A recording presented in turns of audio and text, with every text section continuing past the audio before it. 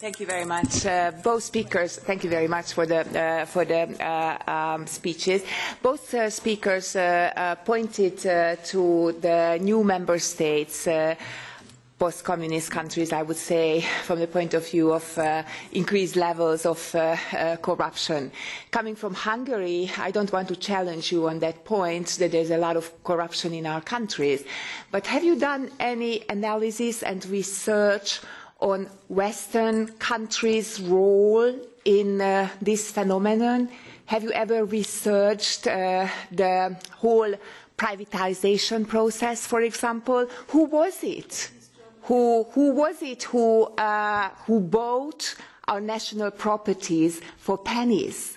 Who bought our factories and so on? And how did those multinational companies and those Western old democratic countries, entrepreneurs ended up being in possession of our property? Does it not having anything to do with bribery, with corruption, with, God forbid, organised crime? And how about the whole EU succession process? Basically, our governments were selling again the interests of our countries, selling our markets to whom?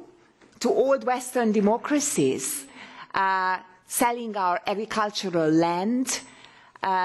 It was completely to the contrary of the interests of our citizens. So please, be more critical and more unbiased and look at the role of the famous Western democracies from the point of view of corruption in new member states. Thank you very much. Thank you very much. Just a prefatory comment. Our colleague from Hungary spoke about a point which struck me very forcibly, because I know cases where there have been fiduciary arrangements which did not operate properly across the erstwhile frontier between East and West Germany.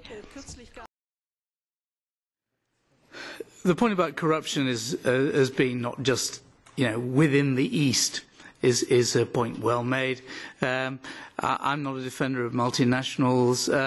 I think it's fair to say that in the privatisation process, a lot of that was internal, the corruption, rather than there's been plenty of transnational bribery in other spheres and over contracts to the present.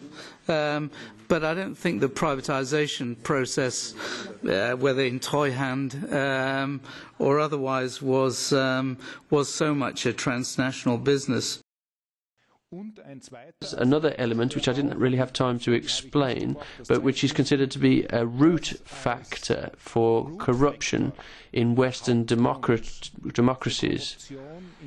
namely the fact that there's too close a link between political and elite economic sectors. That's something that's time and time again mentioned as a factor, and we really have to bring that up as a point. There's a very clear link between the high-level political elites and the economic elites.